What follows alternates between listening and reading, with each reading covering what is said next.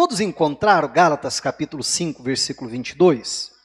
Então vamos fazer a leitura do texto. Diz assim, ó, mas o fruto do Espírito é amor, alegria, paz, longanimidade, benignidade, bondade, fidelidade, mansidão, domínio próprio. Contra estas coisas não há lei.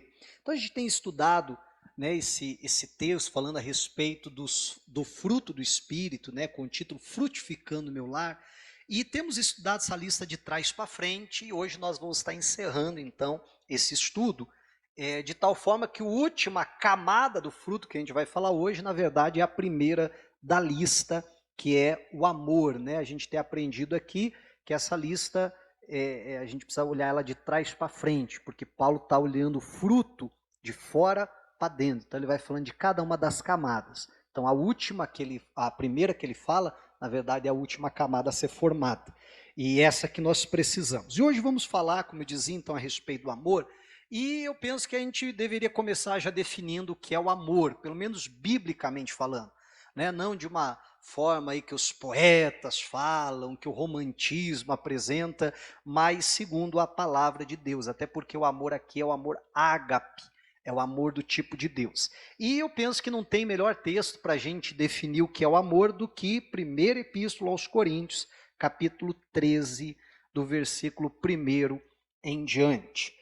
Eu vou ler vários textos bíblicos, alguns deles, esse de Coríntios 13, e depois de 1 João, são textos longos, eu vou ler bastante, não vai dar tempo de eu explicar muito, me aprofundar, porque é um assunto que se a gente fosse aprofundar, a gente passaria meses aqui falando sobre esse assunto e com certeza ainda não iria esgotá-lo. E eu tenho poucos minutos para falar dele, então eu vou tentar ser bem objetivo aqui, mas também não quero deixar assim muito conteúdo de fora. Então a gente vai correr um pouquinho e vários textos a gente vai praticamente só ler. Eu gostaria que você prestasse bastante atenção na leitura, então. Diz assim, ó, 1 Coríntios 13, 1. Ainda que eu falasse as línguas dos homens e dos anjos, se não tivesse amor, serei como o bronze que soa ou como o símbolo que retine. Quer dizer, é só barulho. Quando eu falo, mas não há amor naquilo que eu falo, é só barulho. Amém, igreja? Olha, versículo 2. Ainda que eu tenha o dom de profetizar e conheça todos os mistérios e toda a ciência, ainda que eu tenha tamanha fé a ponto de transportar montes, se não tiver amor, não serei nada, ainda que eu tenha dons, ainda que eu tenha toda a fé, ainda que eu tenha todo o conhecimento. Se isso não for acompanhado de amor, a Bíblia diz aquilo não serve para nada, eu nada serei. 3. Ainda que eu distribua todos os meus bens entre os pobres, e ainda que entregue o meu próprio corpo para ser queimado, se não tiver amor, isso de nada me adiantará. Eu lembro que numa dessas quarta-feiras eu falava sobre você fazer boas ações, mas não porque você quer o bem do outro, mas porque você quer se beneficiar daquilo.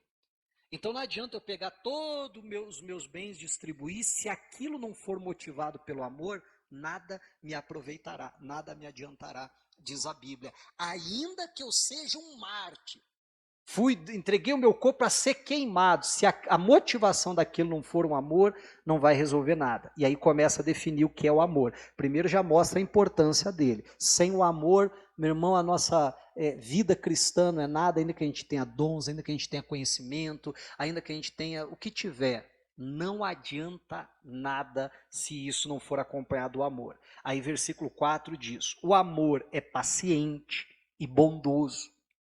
O amor não arde em ciúmes, não se envaidece, não é orgulhoso, não se conduz de forma inconveniente, não busca os seus interesses, não se irrita, não se ressente do mal. O amor não se alegra com a injustiça, mas se alegra com a verdade. O amor tudo sofre, tudo crê, tudo espera, tudo suporta. O amor jamais acaba. Havendo profecias, desaparecerão. Havendo línguas, cessarão. Havendo ciência, passará. Pois o nosso conhecimento é incompleto e a nossa profecia é incompleta. Mas quando vier o que é completo, então o que é incompleto será aniquilado. Olha que interessante, do versículo 11 em diante, parece que a coisa ficou fora de contexto. E aí lá no versículo 13 parece que ele volta para o mesmo assunto. Só que você vai ver que daqui a pouco eu vou explicar melhor, que ele não perdeu, não saiu do assunto. Guarde isso aqui que lá na frente a gente já vai usar. Quando eu era menino, falava como menino, sentia como menino, pensava como menino. Quando cheguei a ser homem, desisti das coisas próprias de menino. Porque agora vemos como num espelho, de forma obscura. Depois veremos face a face. Agora meu conhecimento é incompleto. Depois conhecerei como também sou conhecido. Aí fecha no versículo 13. Agora, pois, permanecem a fé, a esperança e o amor. Estes três. Porém, o maior deles é o amor. Alguém tem dúvida que a fé é importante para a nossa caminhada cristã? Alguém tem dúvida que a esperança é? Também não, né? Agora, a Bíblia diz que permanecem esses três, a fé, a esperança e o amor. E desses três, o maior deles ainda é o amor. Olha que coisa séria, até porque a Bíblia diz que a fé opera através do amor. É o amor que faz com que a fé se torne, então, operante. Então nós precisamos, primeiro, né, a intenção de nós termos lido esses versículos aqui, é para nós definirmos o que é o amor. E aí perceba que o amor, ele envolve sentimentos. Porque nós somos pessoas que foram dotadas de sentimentos. Então, claro, envolve as nossas emoções, envolve os nossos sentimentos. Mas o amor é mais do que simplesmente emoção.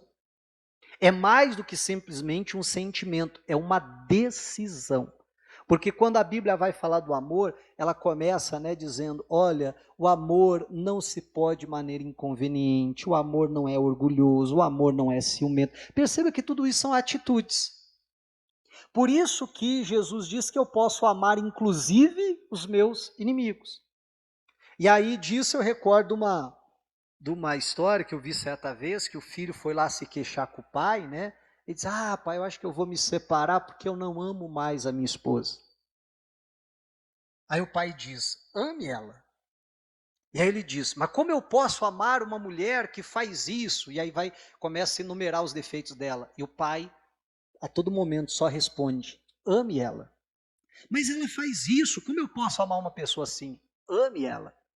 Mas ela faz desse jeito, ela age assim, aquele outro, e foi numerando, e diante de tudo aquilo que ele falava, o pai repetia, faça o quê? Ame ela. Porque o amor, meu irmão, é uma decisão, é mais do que, sabe, um sentimento agradável. A pessoa fez algo de bom para mim, então eu fiquei feliz assim, né? É mais do que isso. Repito, envolve sentimentos? Claro que sim. Mas o amor é mais do que isso, o amor é uma decisão. Isso é algo tão sério que Jesus ele diz, vamos para o Evangelho de João, capítulo de número 13. Jesus disse o seguinte, versículo 35, João 13, 35.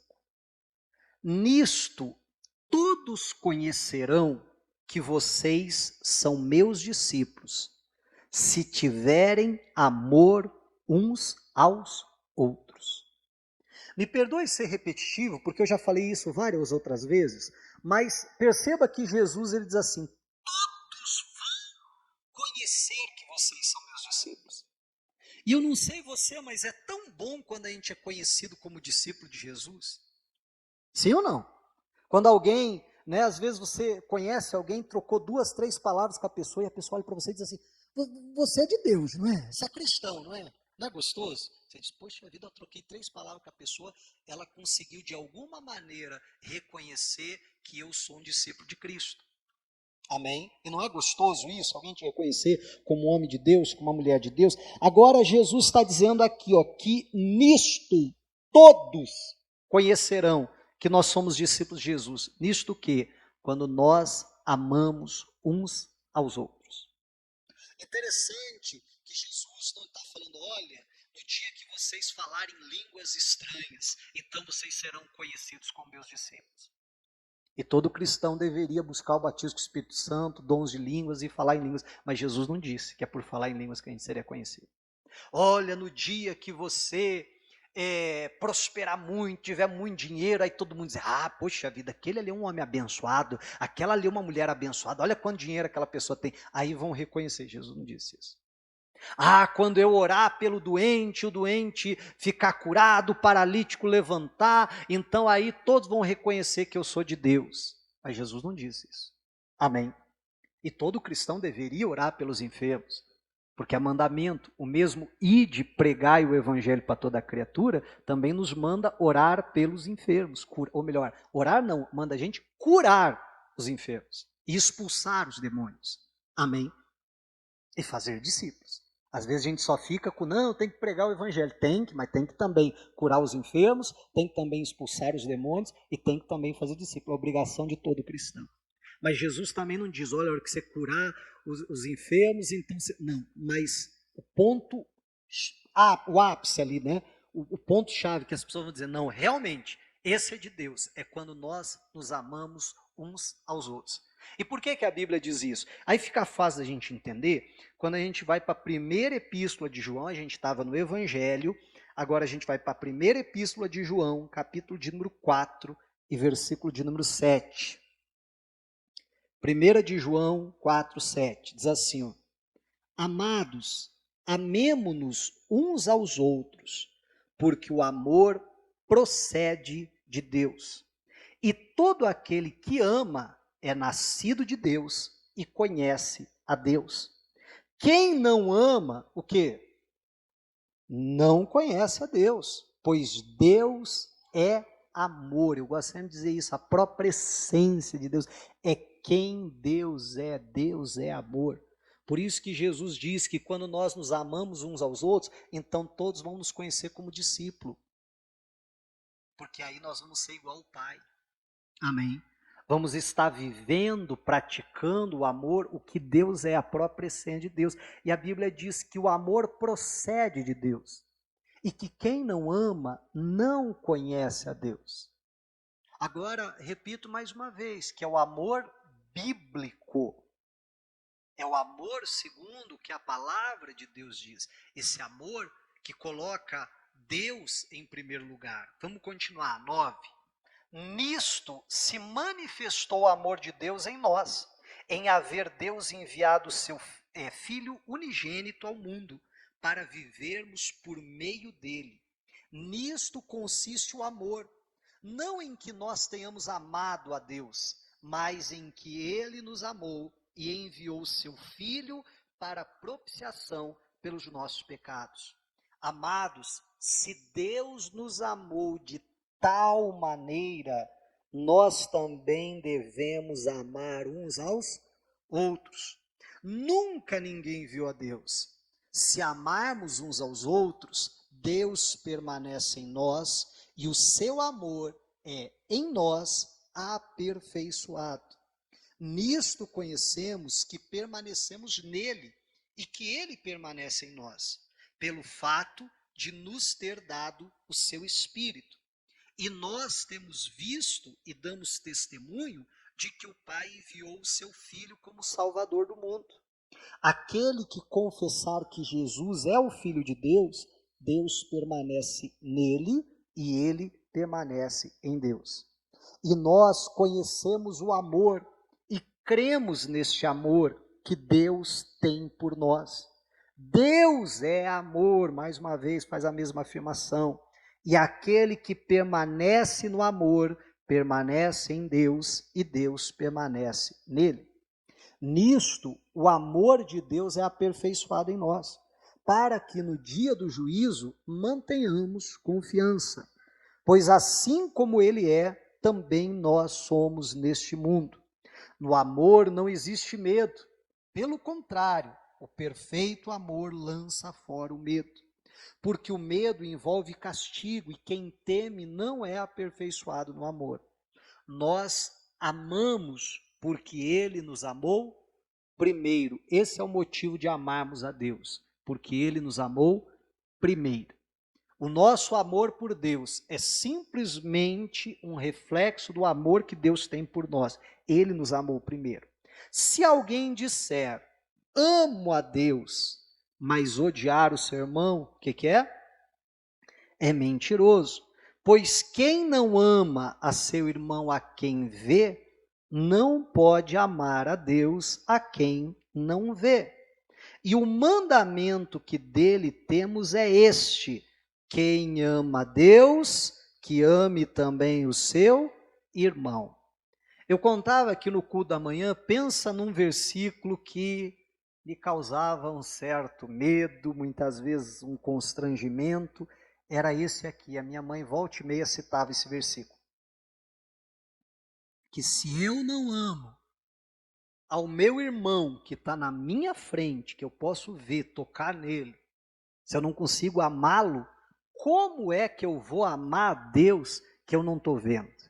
Amém? E aí pensa num texto que causava um certo pânico em mim. Por quê? Porque na minha família nós somos em 3 irmãos, eu sou o menor. A idade muito perto um do outro. A diferença de um para o outro, de um é de 1 ano e do outro é 1 ano e meio. Então assim era muito pertinho. Meus pais já casaram com uma certa idade, principalmente o meu pai, então não tinha tempo a perder, né? Então veio os 3 assim, um atrás do outro. E eu acho que, né, era muito homem dentro de casa, e aí vivia dando briga, confusão, né, às vezes sai no soco mesmo, e sai rolando no chão e tal. Então, eu tinha assim um sério problema com esse tal de amar o irmão, né? E naquela época, irmão para mim eram os 2, né? Eu não vi esse versículo tanto quanto os irmãos em Cristo, mas mais perto os 2. Eu tinha uma dificuldade em amar aqueles abençoados, né? Então esse versículo me aterrorizava, porque eu pensava, se eu não consigo amar o meu irmão que eu vejo, como é que eu vou amar Deus que eu não estou vendo? Amém? E é a mais pura verdade. Se eu não consigo, meu irmão, amar uma pessoa, será que eu vou amar Deus? E aí a gente entende um pouquinho, né, daquilo que Jesus fala, quando questionaram a Jesus qual é o maior dos mandamentos, ou qual é o principal dos mandamentos, qual é o primeiro mandamento, no sentido, o mandamento mais importante. E Jesus não pensa 2 vezes, ele responde, é amar a Deus acima de todas as coisas, com toda a nossa força, com toda a nossa capacidade, com todo o nosso entendimento, é amar a Deus com tudo que há em nós. Esse é o maior de todos os mandamentos. Mas Jesus diz, o segundo, semelhante a este, quer dizer, esse não pode andar sozinho, tem um segundo que anda de mão dada com esse, é ame o seu próximo como a ti mesmo. Agora presta atenção, quando Jesus é questionado qual que é o maior mandamento, Jesus não cita um, Jesus cita 2, não é isso? Bom dia? Não é isso? Jesus cita 2 mandamentos, os 2 mandamentos quais são? Ame a Deus, ame o seu próximo. Meu irmão, olha que coisa séria, olha do que nós estamos falando. Qual que é o maior mandamento? Jesus cita 2, e nos 2 é o amor. Não é isso? Nos 2 é o amor. Então, aí você percebe a importância do amor. Aí nós lemos há pouco, Deus é amor. O texto áureo da Bíblia, o texto que melhor resume a Bíblia, o texto que é o ápice da Bíblia, é João 3,16, ou pelo menos é tido pela grande maioria como João 3,16. Porque Deus amou o mundo de tal maneira que deu o seu Filho unigênito, para que todo aquele que nele crê não pereça, mas tenha a vida eterna. Quando Jesus vai responder sobre qual que é o primeiro mandamento, ele diz, são 2, ame a Deus, ame o seu próximo. Qual que é o resumo da Bíblia? Porque Deus amou o mundo. Meu irmão, então, isso é é o ápice, é o principal. Eu falava aqui ao longo desse estudo que nós fazíamos de Gálatas, nós falávamos aqui a respeito, meu irmão, de por que a gente estava estudando de trás para frente. E o amor é aquele que melhor explica por que a gente está estudando de trás para frente. Porque o amor é o ápice. Colossenses 3,14 diz, acima de tudo, nós precisamos ter o amor, que é o vínculo da perfeição. Quando a gente tem o amor, quando nós amamos a Deus acima de todas as coisas, e quando nós amamos o nosso próximo, como nós amamos a nós mesmos, então nós alcançamos a maturidade cristã. Aquilo que a Bíblia chama da estatura de Cristo, da estatura de varão perfeito. E é muito interessante, lembra que há pouco eu falei lá de Coríntios 13, que Paulo vem falando do amor, vem falando do amor, vem falando do amor, e parece que ele foge do assunto completamente, que do nada ele diz assim, quando eu era menino, eu sentia como menino, eu pensava como menino, eu agia como menino, mas logo que eu cheguei a ser adulto, eu deixei as coisas menino. E aí você diz assim, o que uma coisa tem a ver com a outra? Né? Mas eu penso que Paulo está falando justamente ali, que quando a gente alcança o amor, a gente alcança a maturidade espiritual. E aí as coisas de menino são deixadas de lado. Aí a gente não se magoa com facilidade, não se ofende com facilidade. Você está entendendo? Porque você alcança uma maturidade. Pega para uma criança e mostra a língua para ela. Pronto, ela já fica braba com você. Provavelmente ela vai fazer o quê? Mostrar de volta. Não é assim? Mostra a língua para um adulto. Provavelmente ele vai começar a dar risada. Vai dizer, coitado, ó, tão infantil, mostrando a língua para mim. Sim ou não? Ele se ofende com aquilo? Não. Porque quando a gente chega a uma certa maturidade, você está entendendo? Certas coisas simplesmente não nos afetam mais. Ai, pastor, tudo eu me magoo, tudo eu me chateio. Talvez está faltando o amor, você está entendendo? Para a gente alcançar aquela maturidade que Deus quer para nós, o vínculo da perfeição. Para certas coisas não nos afetarem mais. Para a gente ter essa maturidade que Deus quer. Porque quando, meu irmão, a gente ama, então a gente cumpriu o propósito da vida cristã. Quando a gente ama, a gente cumpriu a lei, cumpriu os profetas. Você quer ver isso? Vamos para Romanos capítulo 13. Já estou me encaminhando aqui para o final. Romanos capítulo 13. E aí logo em seguida a gente já vai orar. Versículo 8. Diz assim, não fiquem devendo nada a ninguém. Diz a Bíblia, exceto o amor de uns para com os outros. Isso é muito interessante, porque a Bíblia diz, não fique devendo nada para ninguém, exceto o amor. Por que o amor eu posso ficar devendo? Porque, meu irmão, Deus depositou uma carga tão grande de amor sobre nós. Deus nos amou, como diz 1 de João, que a gente leu, e o Evangelho de João 3,16 também, de tal maneira, de uma maneira tão intensa, de uma maneira tão grande, tamanho foi o depósito de amor de Deus na nossa vida, que a gente vai amar as pessoas e ainda vão ficar devendo. Consegue entender? Por isso que a Bíblia diz, não deva nada, exceto o amor. Não é que eu tenha que dever o amor. Ah, não vou te amar porque eu tenho que ficar devendo alguma coisa. Não, eu posso amar o quanto for. Mas mesmo assim, ainda eu vou ficar devendo o amor para as pessoas. E também para com Deus. Amém? É isso que a Bíblia está dizendo. Aí continuamos. Pois quem ama o próximo, o que ele fez? Cumpriu a lei. Vamos ser sinceros, quantas vezes a gente olha para a Bíblia e diz, meu Deus, mas tem tanto mandamento aqui, tem tanta coisa que a Bíblia manda eu fazer, e tem tanta coisa que a Bíblia manda eu não fazer. É muita coisa. Já pensou assim? Puxa vida, é muita coisa. Só que a Bíblia diz que se eu praticar o amor, amar a Deus e amar ao meu próximo, então eu cumpri a lei. E aí explica por quê. Pois estes mandamentos, aí cita alguns, não cometa adultério, não mate, não furte, não cobice, e qualquer outro mandamento que houver, todos se resumem nesta palavra: ame o seu próximo como ama a si mesmo. Amém, igreja? O amor não pratica o mal contra o próximo. Portanto, o cumprimento da lei é o amor. A Bíblia diz: seja qual for o mandamento que exista, se eu amar, eu cumpri ele. Porque se eu amar, eu vou cobiçar? Eu vou mentir? Eu vou enganar? Eu vou fazer qualquer outra coisa? Não. Então a Bíblia diz: cumpriu a lei. Então, repito, meu irmão, olha só, a Bíblia diz que Deus é amor. A Bíblia diz que permanece a fé, a esperança e o amor, o tripé da vida cristã. Mas diz: o maior deles é o amor. Quando Jesus é questionado sobre qual que é o maior de todos os mandamentos, ele cita dois: ame a Deus, ame o seu próximo. Não é isso?